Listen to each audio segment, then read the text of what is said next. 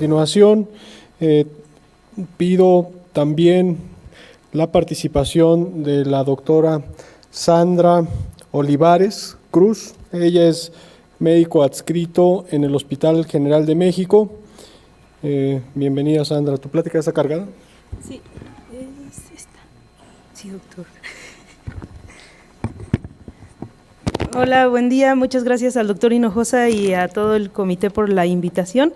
Y bueno, el tema del que yo les voy a platicar un poquito son las malformaciones congénitas vasculares. Es un tema complejo, pero en realidad trataremos de hacerlo lo mayor entendible para ustedes, ¿sale?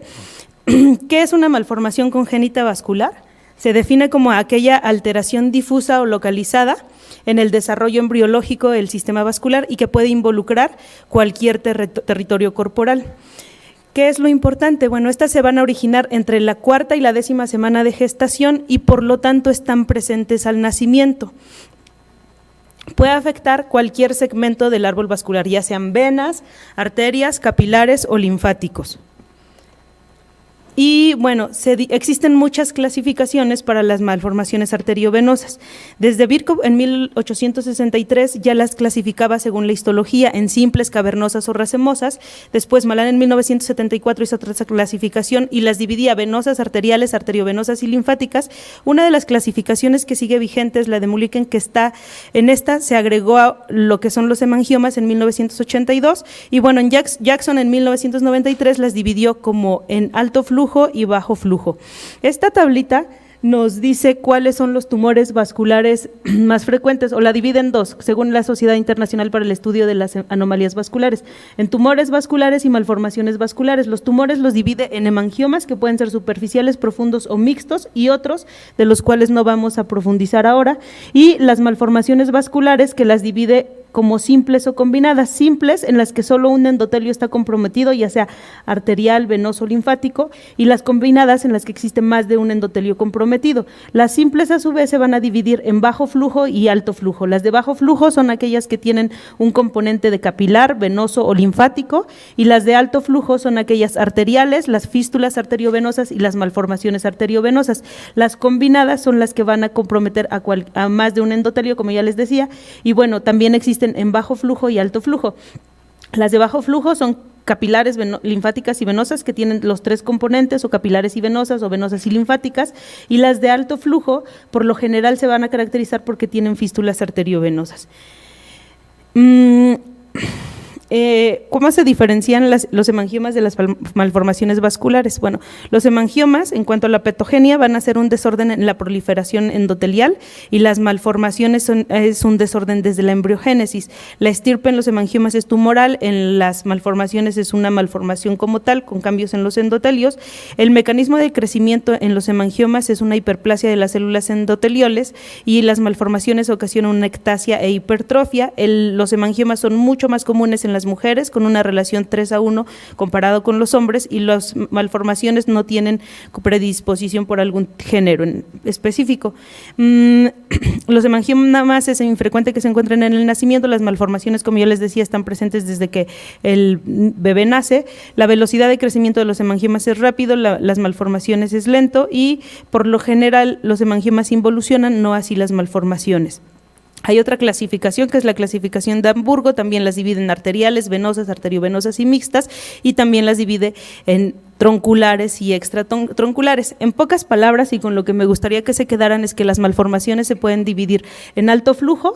Por lo general, estas están asociadas con shunts arteriales, proveen un alto flujo arterial al sistema venoso, y de bajo flujo. Estas son las más frecuentes y por lo general su curso va a ser benigno. O las mixtas, que estas son malformaciones complejas y por lo general se van a asociar con síndrome de Klippel-Trenaunay o Parkes-Weber, que son difíciles o más complicados de tratar.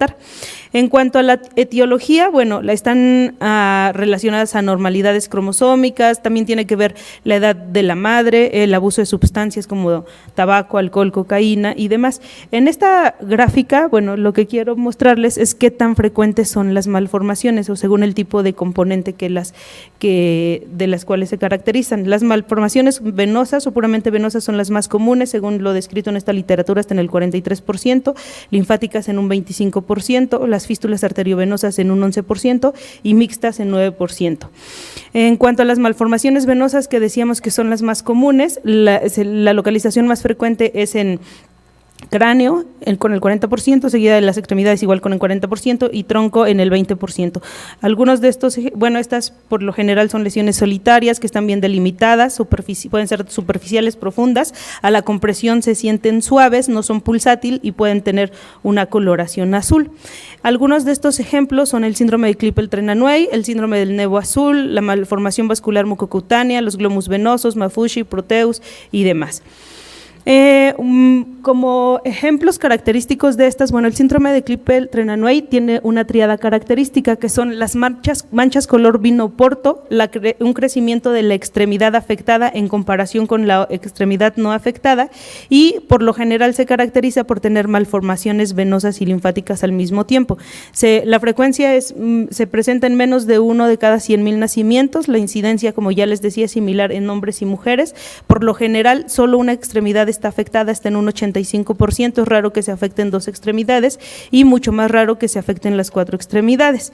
Se caracterizan por tener alteraciones venosas, estas pueden ser aneurismas, duplicaciones, hipoplasias, aplasias, compresiones extrínsecas.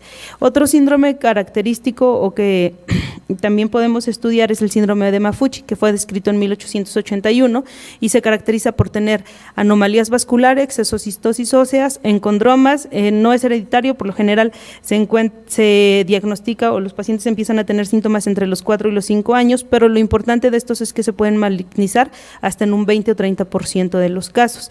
El síndrome de Proteus es un desorden amartomatoso complejo, al nacimiento los pacientes no tienen ningún tipo de alteración, no se sabe cuál es la causa exacta que lo origina, se cree que hay mutaciones en algún gen como en el AKT1 y solo se han descrito de 100 a 200 casos, por lo general se van a caracterizar porque los pacientes tienen lipomas, malformaciones venosas y linfáticas, las características faciales, como en la fotografía se ve alargamiento de la cara, ptosis, depresión del tabique nasal y las narinas evertidas.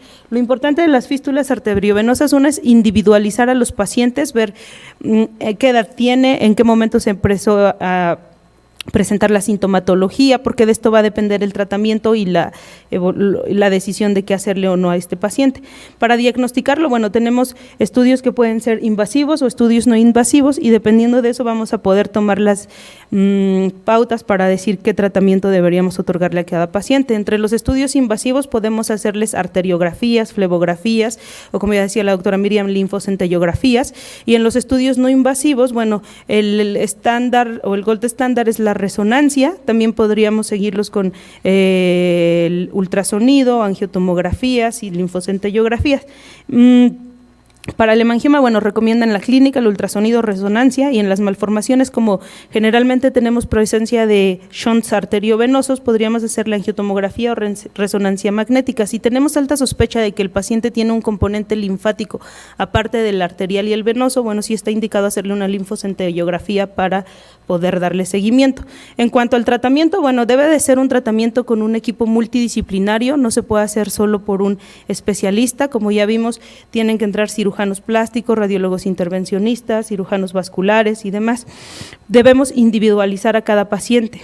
Y bueno, en el tratamiento puede ser tratamiento conservador, que solo va a ser con compresión y darle seguimiento y medidas de higiene, o si el paciente está muy sintomático, bueno, tratamiento quirúrgico. Para las indicaciones del tratamiento quirúrgico tenemos indicaciones absolutas y indicaciones relativas. En las absolutas, cuando las lesiones son hemorrágicas, debemos ir a tratarlos. Si los pacientes tienen insuficiencia cardíaca con gasto elevado, deben de ir a tratamiento quirúrgico. Si vemos cambios isquémicos en la extremidad afectada o cambios secundarios a la hipertensión venosa, y si existe alguna lesión o daño a un órgano vital, deberían de ser tratados quirúrgicamente. Y las indicaciones relativas para tratar una malformación, bueno, dolor incapacitante, que el paciente tenga incapacidad funcional, la deformidad estética severa, un síndrome óseo vascular, o lesiones localizadas con alto riesgo de complicación. En cuanto al tratamiento conservador, bueno, existe mucha terapia de compresión, que ya hablamos de ella en la plática pasada, entonces no vamos a ahondar en eso, y el tratamiento quirúrgico, bueno, puede ser resección de las fístulas, pero por lo general tratamos de hacer embolizaciones, sobre todo, bueno, existen muchas partículas o muchos materiales con los que se pueden ir a cerrar estas fístulas, ya sean microesferas, espirales, coils, Onyx y demás. Y bueno, un ejemplo de esto es, en este caso, como vemos que está canulada la arteria que se encuentra con la malformación. Una vez que se canula, se pasa un catéter y ya le podemos poner ahí los diversos materiales que ya les decía, puede ser un coil, un Onyx o micropartículas para cerrarla. También se recomienda cerrar los lechos venosos para que al final el resultado sea el más adecuado para el paciente. Y con esto disminuir la sintomatología y el riesgo de recurrencia. Bueno, eso sería todo. No sé si tengan dudas. Gracias.